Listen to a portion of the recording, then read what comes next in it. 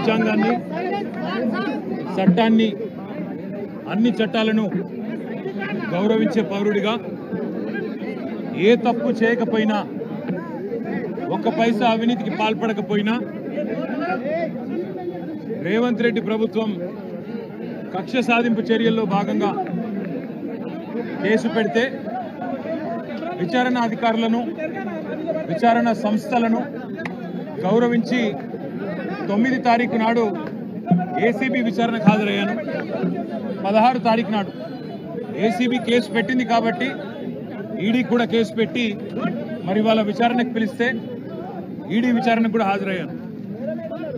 2 సంస్థలు కూడా ఒకటే రకమైన ప్రశ్నలు దాదాపు 7-8 గంటల పాటు అడిగిందే అడిగి మొత్తానికి అన్ని వివరాలు తీసుకున్నారు. 2 సంస్థలకు కూడా నేను చెప్పింది ఏమంటే, మీరు ఎన్నిసార్లు పిలిచినా వస్తా, మీరు ఎన్ని ప్రశ్నలు అడిగినా సమాధానం చెప్తా, సంతృప్తికరంగా చెప్తా, పూర్తిగా విచారణకు సహకరిస్తాను. భారత రాజ్యాంగాన్ని, న్యాయ వ్యవస్థను, కోర్టులను గౌరవించే బిడ్డగా తప్పకుండా నా నిజాయితీని ప్రూవ్ చేసుకుంటాను, ఇన్వెస్టిగేషన్కు పూర్తిగా సహకరిస్తాను అనే మాట వారికి చెప్పడం జరిగింది.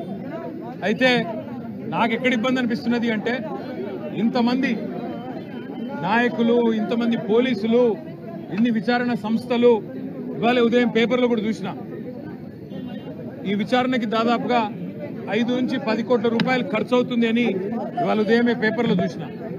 అందుకే ముఖ్యమంత్రి రేవంత్ రెడ్డికి నేను ఒక మాట చెప్పదలుచుకున్నాను.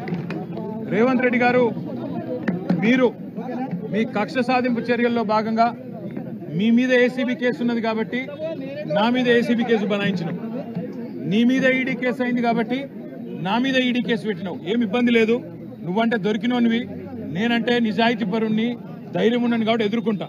కానీ ఈ 5 కోట్లు 10 కోట్లు ప్రజాధనం ఏదైతే వృధా అవుతున్నదో ఆ 10 కోట్ల రూపాయలతో బ్రహ్మాండంగా ఇంకొక 500 మంది రైతులకు రుణమాఫీ చేయొచ్చు. ఆ 10 కోట్ల రూపాయలతో దాదాపు 2500 మంది పెద్ద మనుషులకు పెన్షన్లు ఇవ్వచ్చు. అందుకే రేవంత్ రెడ్డి గారికి నేను ఒక ఆఫర్ ఇస్తా ఉన్నా. రేవంత్ రెడ్డి గారు, నీకు నిజాయితీ ఉంటే, నీకు ధైర్యం ఉంటే ఒక పని చేద్దాం. నేను తయారుగా ఉన్నా, నువ్వు ముందుకు రా, జడ్జి గారు ముందు కూర్చుందాం. ఏసీబీ జడ్జి అయినా, హైకోర్టు న్యాయమూర్తి గారైనా, లేదా మీకు ఇష్టమైన న్యాయమూర్తి ఎవరి ముందైనా కూర్చుందాం. మీ మీద ఏసీబీ కేసు ఉంది, నా మీద ఏసీబీ కేసు ఉంది. నీ మీద ఈడీ ఛార్జ్ షీట్ చేసింది, నా మీద ఈడీ విచారణ జరుగుతున్నది. మీరు మొత్తం ఈ టీవీలు అన్నీ ఉన్నాయి కదా, మొత్తం మీడియా ఉంది కదా, లైవ్ టీవీ పెట్టండి. నేను రేవంత్ రెడ్డి గారు ఇద్దరం కూర్చుంటాం న్యాయమూర్తి ముంగట.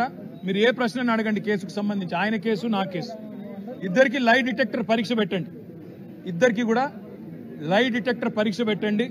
మొత్తం రాష్ట్ర ప్రజలందరూ చూస్తుండగా ఒక 50 లక్షలు 20 లక్షల రూపాయలు ఒడిసిపోతుంది. లేకపోతే ఈ 10 కోట్ల రూపాయలతోని అనవసరంగా ప్రజాధనం దుర్వినియోగం అయ్యే విధంగా, ఇంతమంది ఉన్నతాధికారుల టైం వేస్ట్ అయ్యే విధంగా, ఇంతమంది మీడియా సంస్థల టైం వేస్ట్ అయ్యే విధంగా ఈ కక్ష సాధింపు విచారణ మంచిది కాదు.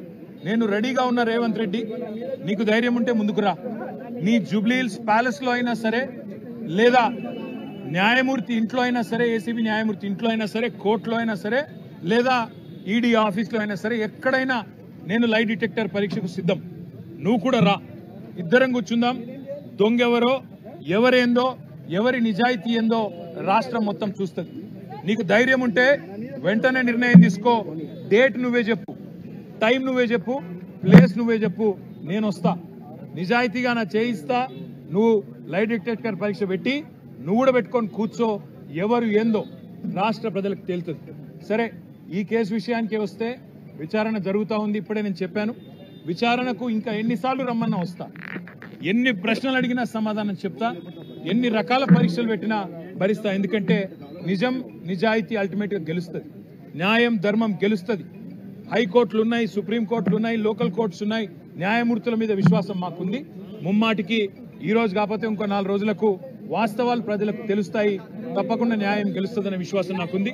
మాకు ఇవాళ ఇక్కడ ఇంతమంది వచ్చి సహకరించిన మా మిత్రులు, మా పార్టీ నాయకులు, మా కార్యకర్తలు, మా మీడియా మిత్రులు అందరికి హృదయపూర్వకంగా ధన్యవాదాలు. మనం తప్పు చేయలేదు, తప్పు చేయబోము. ఎట్టి పరిస్థితుల్లో ఇంత 1 పైసా అవినీతి కూడా జరగలేదు. అదే మాట 8 గంటలు వాళ్ళు అడిగినా అదే మాట చెప్పిన. తప్పు చేసింటే రుజువు చేయండి, ఏ శిక్ష వేసినా సిద్ధమని చెప్పి కూడా వారికి చెప్పిన. All I have said